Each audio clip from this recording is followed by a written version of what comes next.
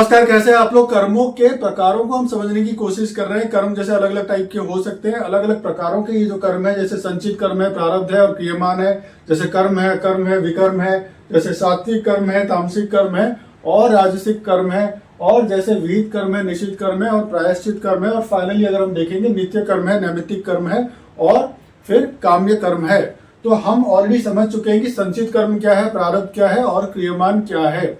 आज हम जानने की कोशिश करेंगे कि कर्म क्या है, अकर्म क्या है और विकर्म क्या है। ये जानना बहुत जरूरी है। कर्म की जो फंडामेंटल है उसको जानना जरूरी है, क्योंकि आपके जन्म मृत्यु का जो साइकिल है इसी के ऊपर डिपेंड करता है। आपके पाप पुण्य की जो डेफिनेशन है उसी पे डिपेंड करता है, और पाप पुण्य के हिसाब से आपके बर्थ एंड डेथ की जो साइकिल है वो चलते हैं।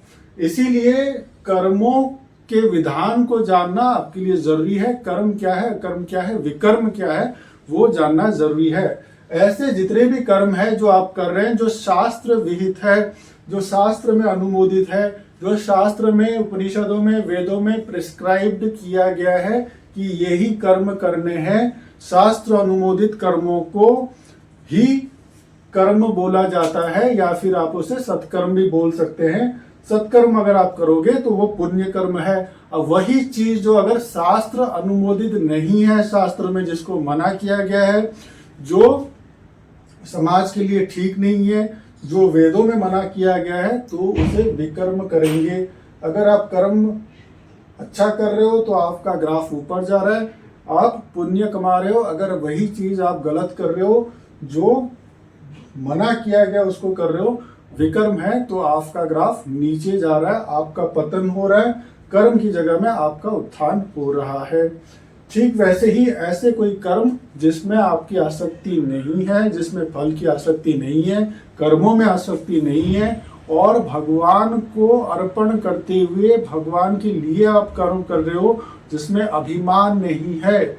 ठीक है, कर्तापन का जो अभिमान होता है कि मैंने किया, मेरे द्वारा हुआ, मेरा है, ये चीज अगर नहीं है तो उसे आप अकर्म बोलोगे। मतलब आप कर्म के बंधन में नहीं आते हो, ना पाप की श्रेणी में आते हो, ना ही आप पुण्य की श्रेणी में आते हो। जब कर्म के ही बंधन नहीं है तो जन्म और मृत्यु का जो साइकिल है वो भी नहीं होगा। ना जन्म लेना पड़ेगा, ना मृत्यु होगी।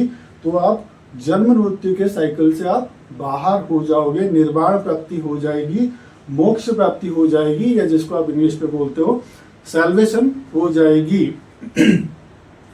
तो अकर्म इसलिए इंपॉर्टेंट है, आपको अकर्मी बनना है, ना कि विकर्मी बनना है।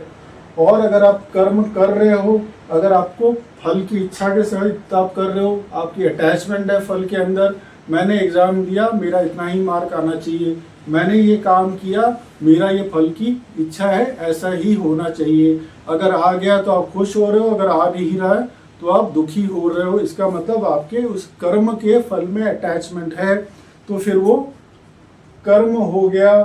ठीक है, मगर वो भी शास्त्र विहित होना चाहिए। मगर इसका फंडामेंटल है, अगर आपका इसमें अटैचमेंट है, अगर फल में आसक्ति है, फिर जन्म मृत्यु के साइकिल में आपको आना पड़ेगा। मगर जो आप कर्म कर रहे हो वो आपको अच्छा ही करना है। अगर आप गलत करोगे फिर आप विकर्म के श्रेणी में आ जाओगे। ठीक है, तो कर्म जो है, जो आप सत्कर्म कर रहे हो, उसमें अहंकार नहीं होता है, उसमें कर्ता भाव नहीं होता है, भगवत अर्पण होता है। अकर्म में आप कर्म के साथ में अटैच ही नहीं होते हो। ठीक है, उसके फल के साथ अटैच ही नहीं होते हो। और विकर्म में अहंकार की दशा होती है और सारी नेगेटिविटी की दशा होती है, तो आपका पतन होता रहता है।